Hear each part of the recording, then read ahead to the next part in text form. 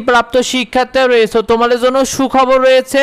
তোমাদের উপবৃত্তির টাকা 2026 অবশেষে দেওয়া শুরু হয়েছে, অর্থাৎ তোমাদের উপবৃত্তির টাকা ইতিমধ্যেই দেওয়া শুরু হয়ে গেছে। অনেক শিক্ষার্থী কিন্তু টাকা পেয়ে গেছে, তোমাদের উপবৃত্তির টাকা দেওয়া শুরু হয়েছে শিক্ষার্থীরা। তো তোমরা কারা উপবৃত্তির টাকা পেয়েছো আবার কারা পাওনি এটা নিয়ে ইতিমধ্যে কনফিউশনে পড়ে গেছো। তোমাদের পুরো কনফিউশনটা ক্লিয়ার করে দেবো এবং কারা তোমরা টাকা পেতে যাচ্ছ তোমাদেরকে সেটাও জানিয়ে দেবো।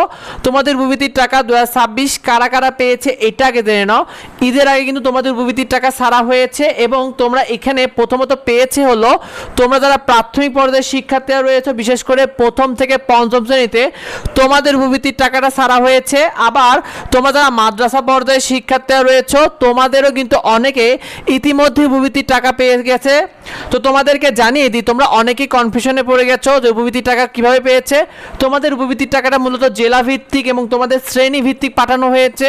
এই কারণে এক এক জেলার শিক্ষার্থীরা পেয়েছে, আবার এক এক জেলার শিক্ষার্থীরা পায়নি, এক এক ক্লাসে পেয়েছে এক এক ক্লাসে পায়নি। তবে প্রাথমিক এবং মাধ্যমিক পর্যায়ে অনেক শিক্ষার্থীরা তাদের উপবৃত্তির টাকা পেয়েছে। আর তোমরা যারা ষষ্ঠ থেকে দ্বাদশ শ্রেণীতে রয়েছে, সাধারণ পর্যায়ের শিক্ষার্থীরা রয়েছে, তোমাদের স্কুল কলেজে যারা রয়েছে এখন অবধি তোমাদের টাকা দেওয়া শুরু হয়নি, অর্থাৎ তোমরা অনেক বেশি কনফিউশনে পড়ে গেছো এই বিষয়টা নিয়ে।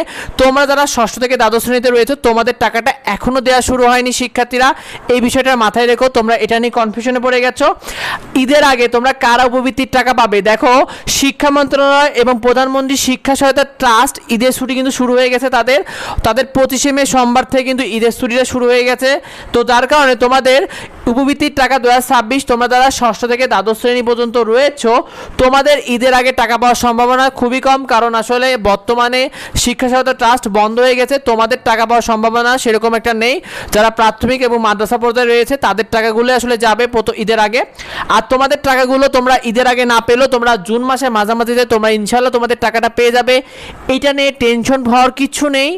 আর তোমাদেরকে জানিয়ে দিই, তোমাদের টাকাটাও কিন্তু ধাপে ধাপে এবং বিভিন্ন জেলা এবং শ্রেণী অনুযায়ী টাকাটা পাবে। সুতরাং তোমাদের কখন কিভাবে টাকা যাবে A to Z আমরা তোমাদেরকে জানাতে থাকবো। সেগুলো পেতে অবশ্যই আমাদের সাথে যুক্ত হও। নিয়মিত ফ্রি শিট এবং সাজেশনগুলো আমাদের চ্যানেলে পেয়ে যাবে।